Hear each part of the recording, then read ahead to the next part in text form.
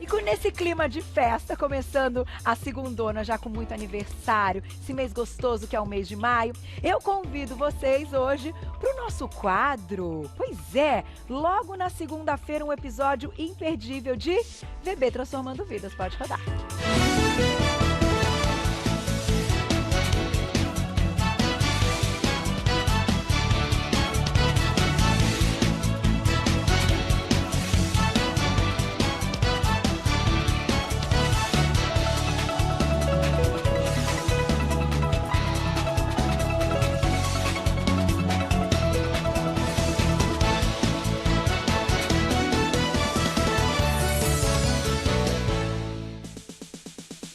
Daí, já eu conto o episódio de hoje, que é um dos principais, né, desse nosso, vamos colocar como o início do VB Transformando Vidas, porque o Dr. Roberto está aqui já, vou lá bater um papo com ele, mas antes, vamos retomar o que rolou aqui na sexta-feira. Aninha esteve com a gente e fomos contar como é que foram as consultas ao nosso dentista, né? Que é o Dr. Fernando Tai. Então, ele explicou pra gente a primeira consulta, os diagnósticos que foram feitos, né? Descobriu que a Aninha tem umas cáries que ela precisa tratar. No estúdio, depois, né, aí com as imagens do consultório, e depois a gente voltou para o estúdio, o Dr. Tai apresentou algumas tecnologias que a gente tem hoje para o tratamento, para a prevenção das cáries. Ele explicou também e deu dicas importantíssimas. Foi uma aula de higiene bucal e de cáries aí, quando a gente fala do assunto. Isso foi na sexta-feira, então vamos começar a semana já. Eu estava sim, com saudades de começar a semana com eles. Doutor Roberto e Maluzinha daqui a pouco na cozinha. Bem-vindo, meu querido. Deixa eu te dar Carol. Um beijo. Que coisa boa. Obrigado, ter você, Carol. mais uma vez, uma segundona com a gente. E a Aninha, minha linda, bem-vinda. Gente, hoje ela veio no look todo jeans. Ela tá arrasando, né, doutor Tá se Roberto? Transformando cada vez mais, Olha né? isso, veio ali com o tênisinho, bem esportiva, num look todo, nada básico, jeans.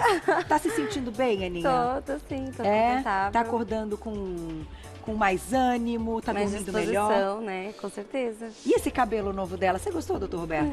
Tá cada vez melhor. Ela foi Ficou quinta agora no consultório, né? Eu dei os parabéns porque essa transformação, falei, quem tá beneficiando é ela mesmo, né? Sim. É Além isso. de a gente poder mostrar esse trabalho integrado de vários profissionais, né? E a Aninha cada vez melhor. E vai ficar cada vez mais e depois pro resto da vida melhor. Obrigada. E você aí de casa sabe que o objetivo é que você também pratique e aprenda Isso. com os nossos convidados, com a Aninha. Então vai tirando ideias também. E a cada vez que ela estiver aqui no programa, também se sinta, né, aqui junto com a gente. Verdade. O seu episódio é um dos mais importantes, doutor Roberto, porque você é o nosso nutrólogo clínico geral do quadro. E essa questão da porcentagem de gordura, do peso e do que você passou para Mari, que é a nossa nutricionista, como base, Sim. é muito importante. Queria que você Fundamental. contasse aí desde o início. Fundamental, Carol, até porque não adianta a gente propor um emagrecimento sem uma estratégia, né? E hoje, uma das estratégias é fazer análise da composição corporal, porque não adianta só pesar, Carol, na balança, como a gente fazia antigamente. Pega a altura, pesa e calcula o tal do IMC. E esse IMC dá aí um número que se ficar acima de 30, o paciente está obeso, se ficar acima de 25, está com sobrepeso. Mas isso com o tempo foi caindo, porque uma pessoa pode ter um peso acima da média se for muito forte em músculo. Aí cai por terra porque a gente quer emagrecer gordura. É verdade. Né? E a composição corporal hoje, os métodos são rápidos, né? Por bioimpedanciometria elétrica. Se faz também com medidas, com adipômetro, com circunferência, mas dá muito trabalho. Então hoje a gente usa a bioimpedância porque é fácil. E através dela, nós vamos mostrar a primeira que ela fez, e a gente vai fazer uma aqui ao vivo para vocês verem, a importância de saber se ela emagreceu o quê?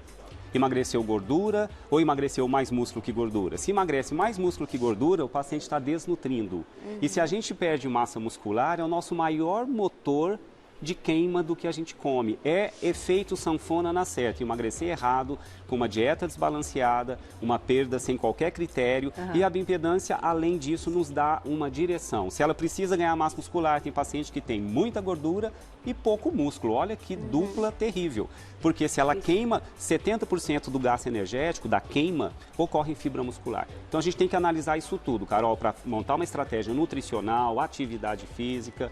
E funciona até às vezes na hora também de prescrever algum suplemento para ajudar nos resultados. Eu tenho umas perguntinhas antes da gente mostrar a bioimpedância. A gente tem a primeira bioimpedância da Aninha, que faz mais ou menos quanto tempo? 2 meses. 2 meses, olha meses. isso. Então, 2 meses. Vocês vão se lembrando de algumas coisas importantes. Esse quadro vai durar 6 meses. A Aninha tem 6 meses para cumprir o objetivo, que é perder 20. Eles deram uma... Primeira etapa 20, mas 20. pode chegar até quase 30. Até quase 30. E nós não vamos contar com o senhor até agora, que é surpresa. Já já nós vamos colocar as imagens do peso ao vivo, quando ela esteve aqui há 2 meses. E hoje você vai subir na balança. Antes, doutor Roberto, tem umas perguntas importantes até para ajudar o pessoal de casa. Perfeito. Muita gente tem dúvida quando começa um plano alimentar e essas mudanças de hábito na questão. Temos que perder gordura primeiro para depois ganhar massa muscular? Ou podemos fazer isso de uma forma unida, sem que a paciente ali se sinta num momento desestimulada até para um treino de ganho de massa ou de musculação e que ainda assim consiga perder a gordura e baixar o peso? Como é que hoje você enxerga e qual é o caso da Aninha? Que eu imagino que isso é individual, né? No caso da Aninha, Carol, ela já a gente vai ver isso na composição corporal dela, a massa muscular dela não estava ruim. Não está ruim, ela tem um volume de massa muscular até compatível para mulheres, da idade dela, da altura dela. Legal. Então a gente não precisa ficar apavorado em fazer ela ganhar massa muscular agora. Ok. Porque ela tem uma quantidade já que não está ruim. Quem tem uma quantidade muito baixa, a massa muscular é muito pequenininha e tem muita gordura, os educadores físicos concordam comigo, os fisiologistas. O ideal é ganhar massa muscular primeiro, para poder aumentar depois o gasto energético dela. Comida é combustível, Carol, e o corpo é um motor. Então, o que engorda é a sobra do que eu não queimo. Então, se eu faço uma estratégia que eu aumento minha massa muscular, eu vou conseguir queimar mais do que eu como depois que eu emagrecer. E eu não volto a ganhar peso com facilidade. Só que as mulheres não gostam muito disso, porque quando fazem um trabalho primeiro de hipertrofia, na balança o ponteiro sobe, fala, estou engordando, e na verdade está ganhando massa muscular. Então, é um pouco individual. No fundo, o que importa é que a correção haja da gordura e do músculo. Tem estratégias que podem ser inicialmente primeiro ganhar músculo, depois diminuir gordura, mas dá para fazer ao mesmo tempo, ainda mais a Aninha que está sendo assessorada por uma equipe fantástica, ela está fazendo atividade física.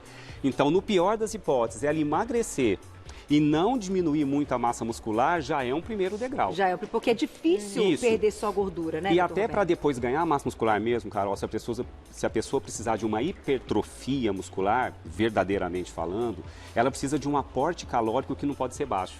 Então, a hipertrofia exige uma dieta mais hiperproteica, mais hipercalórica. E a pessoa ir lá fazer muita atividade física. O que a gente não pode fazer agora, como hipercalórico, senão ela não emagrece. Senão ela não emagrece. Mas a estratégia é que emagreça pelo menos gordura, bastante gordura, e preserve a sua massa muscular ao máximo. Perfeito. Esse é o primeiro degrau. Doutor Roberto, mais uma perguntinha importante para o público em casa também ter esse engajamento. E vocês mandem para a gente, que a gente vai fazer perguntinha ao vivo do público hoje com ele, nosso nutrólogo. Eu sei quantas dúvidas vocês têm, então a gente está aqui para isso, no @VocêBonitaTV. O caso da Aninha, lhe parece um caso clínico da maioria? Então, ela apresenta ali características do que hoje a gente consegue enxergar na sociedade como um todo, né? Pensando na questão da maioria, que ela era sedentária, uma vida correria demais, ela não conseguia parar para fazer a refeição. Como ela é manicure, ela vai nas casas, ela não conseguia sentar e levar a marmita que você não levava. Como que você enxerga também esse quadro? Porque é importante para o pessoal de casa entender que às vezes a gente acha que o negócio está acontecendo só com a gente, né?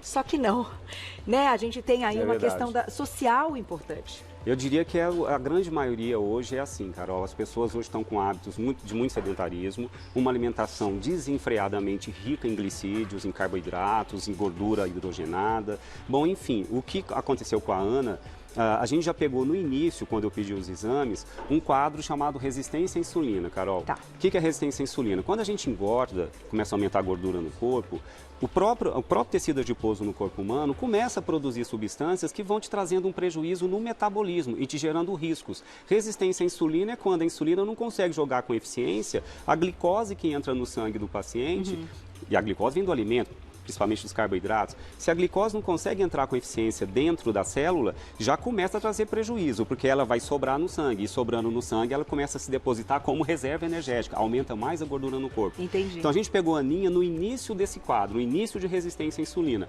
que é o primeiro degrau, depois vem o pré-diabetes e o terceiro diabetes. Então acaba sendo um quadro até comum, né? Muito frequente, muito frequente. Acontece com 80% das pessoas que procuram já com sobrepeso ou obesidade estão nesse quadro. Tá aí. Vamos então apresentar a bioimpedância da Aninha. Antes, podemos colocar o peso dela, Gláucia, retomar então? Vamos lá. Peso da Aninha no primeiro dia. Vai entrar na tela para vocês, vamos relembrar. Eu lembro que eu falei, deu até sorte, que ficou redondinho. 100 quilos. Você lembra, Aninha? 100 quilos. Sim. Foi embora já esse número. No dia do cardiologista eu tava com 2 a mais ainda, né? Ainda tava com 2 a mais. Antes da pesagem aí. Então... Aí teve mais um dia, ó. O dia que você veio com a Vanessa Furstenberger, nossa personal. 92,9. Você tinha acabado de sair do hospital, que você ficou internada com uma infecção renal. E que a Aninha estava inchada, porque você ficou com soro, tudo isso, né, doutor Roberto? Então tem uma questão da retenção hídrica. Vamos lá, eu vou pegar aqui os exames. Quer que eu pego aí, Carol? Aqui, ó. Você quer o primeiro? Vamos mostrar o primeiro e já nós vamos simular aqui como é que funciona essa máquina que é a de bioimpedância. Vamos lá, vou pedir pra você mostrar aqui pro Toninho. Vamos lá, Toninho. Olha que legal isso, gente. Ó, tá dando pra ver aí? Isso, aí tá chegando mais perto de te ajudar. Isso. Ó, se a gente pegar aqui em cima, tem o peso total da Aninha. No dia que ela foi comigo, primeiro peso dela comigo, 99,5 quilos. Tá aí. Vendo? Desse peso total, o que esse aparelho mostra? Quanto ela tinha em quilos de músculo, 24,5 quilos. Quanto ela tinha em quilos de gordura, 55,2 quilos de gordura. Aqui embaixo já mostram outros parâmetros, aqui nessa região. Aqui mostra o IMC dela, que é aquela conta antiga que a gente faz, peso dividido pela altura. O IMC dela, 44,8, é classificado como obesidade grau 3. Que é a que mais gera risco na saúde. Depois tem a porcentagem de gordura dentro do peso dela, 55,5% do peso dela era gordura. Tá? E alguns dados aqui embaixo, quanto o corpo dela gasta de energia, que se chama taxa metabólica basal, baixinha um pouquinho.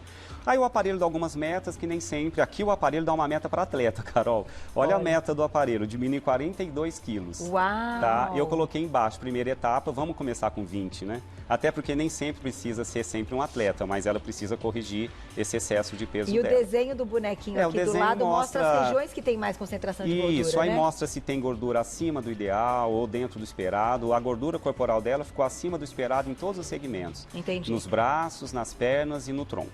Então ela é uma precisa paciente... diminuir no todo, no global, todo. no Isso global. É bom, Aninha, porque é muito difícil quando você acumula mais numa região, você diminui naquela região. Então, assim, o todo vai ser importante para você. Por isso que a gente já olha para ela, sem dúvida, e vê que ela afinou inteira. Isso, né? mais proporcionalmente. Mais proporcionalmente. Porque se não diminui só braço e perna, quando é só barriga, fica com os bracinhos e pernas magrinhas. E fica uma barriguinha. E uma barriguinha. Então, olha isso. Olha que importante também entender como é a sua composição corporal, seu tipo de sua genética de estocar gordura em algumas regiões. Isso é genético, né? Isso, o tipo de obesidade que a Aninha tem, a gente chama de ginoide. É mais coxa e braços e não é tanto na cintura, embora ela aumentou peso também na região, aumentou gordura abdominal, mas tem um fator de risco menor em relação às mulheres que engordam muito na barriga e nem tanto nas pernas, que a gente chama de obesidade central ou androide, né? Olha, então ela já tem um prognóstico até melhor. Vamos fazer o seguinte? Vamos fazer um suspense ou já vamos mostrar, Gláucia? Vamos mostrar. Vai lá, doutor Roberto. Vamos mostrar aqui na nossa bioimpedância, depois nós vamos encerrar com ela em cima da balança. Olha que legal. Esse aqui é o de hoje, né? Que ela fez quinta-feira no seu consultório. Ela fez quinta-feira no meu consultório, esse aqui, tá? Vamos lá. Ai, meu Deus. Então, de 99 quilos, ela já tá com 89 quilos, tá? Ai, Aninha, a gordura corporal dela, vamos pegar esse 47, que era 55, né, em meio, já tá em 47,7. Uau. A massa muscular dela diminuiu muito discretamente, estava 23, alguma coisa, 24. Por que diminui um pouquinho? Porque ela perdendo peso, ela carrega um peso menor no dia a dia. Então a massa muscular dá uma reajustadazinha para menos. Entendi. O que tende a não continuar acontecendo se ela continuar fazendo atividade física, Carol. Perfeito. Se ficar sedentária, começa a ter uma perda também de massa magra. Então ela teve proporcionalmente uma perda muito maior em gordura, bem maior em gordura, e um reajuste da massa magra compatível com o peso dela. Então está indo de vento em Muito popa. bem. Eu comparo 10 quilos de gordura com 20 potes de meio quilo de margarina. Eu sei disso. Aí, doutor Roberto fala assim, aí você chega lá no supermercado e empilha. Empilha 20 potinhos de meio quilo, que é aquele maior. Aí você olha e você fala, tudo aquilo saiu. E vai sair mais. E vai sair mais. Olha que a gente está no caminho certo. E você aí de casa que está acompanhando, seguindo as dicas. Daqui a pouquinho tem uma receita imperdível da Malu, maravilhosa, também pensada aí para a questão da Aninha e de todo mundo que está fazendo essa reeducação alimentar e a dieta. Vamos então tirar o tênis, tudo bem? Vamos lá. Vamos lá, doutor Roberto vai explicar aqui. A gente vai fazer uma simulação, porque tem um preparo esse exame. Sim. Algumas horas sem ter comido nada, algumas horas sem ter bebido líquidos, né? Tem alguns... Aqui a gente vai só simular. Aqui são eletrodos, Carol, né? Esse aparelho, ele consegue passar corrente elétrica pelos pés da Aninha. Aí coloca aqui, né? Aí a corrente elétrica, ela percorre o corpo da paciente, dos pés, aí saindo pelas mãos. Esse método que é a bioimpedanciometria que consegue analisar a composição corporal. E aí aqui a gente coloca os dados da Aninha, coloca a idade dela, coloca a altura, coloca o peso dela atual. E com todos, se é sexo masculino ou feminino, e com isso feito, toda a leitura é rápida e sai impresso aqui na impressora o laudo, que é aquele papel que eu mostrei para vocês. Ali é o laudo da bioimpedanciometria. É um exame rápido, Carol. Ganha tempo, claro, né, no consultório. E quando a gente está falando também dessa questão, doutor Roberto, a precisão de um exame como esse é uma precisão segura. Que a ciência considera segura, senão não seria nem utilizado, né? A margem de erro não chega a 5%. Olha que Desde legal. Que esteja bem preparada, né, Carol? Que esteja as horinhas sem importante. comer. Exatamente. Tudo mais. Eu quero aproveitar, Aninha, pode ficar aqui em cima, não tem problema, o Toninho os meninos vão te mostrar. Queria que você contasse um pouquinho para o pessoal de casa a experiência que você está tendo, porque você está aqui como a figura principal que está passando por tudo isso, mas que está movimentando a vida das pessoas que estão em casa a seguirem também junto com a gente, junto com você. Então eu queria que você contasse um pouquinho, vamos contar aqui pro Saulito, não sei, meninos, para onde ela olha aqui. Aqui, ó, Saulito, vai lá. Conta como está sendo, inclusive, essa questão da mudança de hábitos ligada diretamente ao doutor Roberto. Bom, a mudança de hábitos diretamente a ele tem sido... alguns suplementos também que ele passou por causa das atividades físicas também. E a alimentação também, é ele e a Mari, né, sempre cuidando aí da alimentação.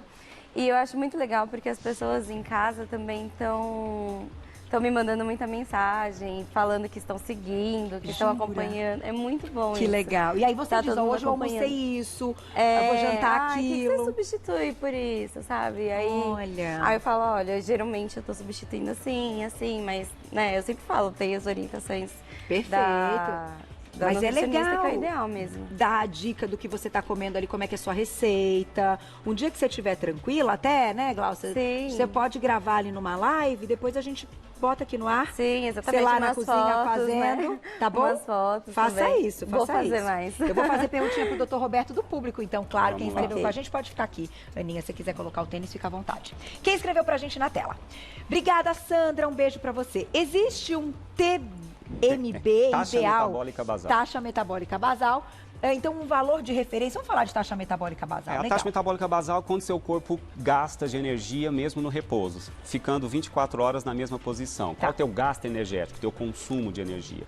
Ela tem referência sim, não existe qual é o ideal, depende da altura da pessoa, se é sexo masculino ou feminino, e quanto tem de massa magra, boa parte da taxa metabólica basal depende de volume de músculo. Então, a taxa metabólica basal, existe um cálculo específico, pela idade, altura, sexo feminino e a quantidade de músculo que a pessoa tem. Aí existe uma referência de normalidade que varia de X a Y. Aqui no caso vamos pegar aqui da Aninha, se quiser rapidamente falar, nem precisa. A taxa metabólica dela ideal seria de 1.700 a 1.900 calorias, tá? Só que ela não gasta isso. Aqui embaixo, ó. Ou gasta? Não, o dela tá abaixo ainda. O dela tá abaixo ainda. Tá. Gente, é muito 1.700 a difícil, 1.900. né? Essa questão da taxa metabólica dá uma bela discussão e um programa para isso, porque com o estresse que a gente tem todos os dias, com a falta de tempo, as preocupações do dia a dia mesmo, a correria, E até essa questão de poluição do meio ambiente, Sim. das coisas que a gente come, de agrotóxico ou até dos industrializados, a gente baixa sem querer essa nossa taxa metabólica, a gente dá um chute nela. Assim, Primeiro que quando você está sob estresse, seja físico também, né, emocional, dormir mal, quem é que hoje não tem esse nível de estresse tão alto? Produz mais cortisol, o cortisol tem efeito catabólico.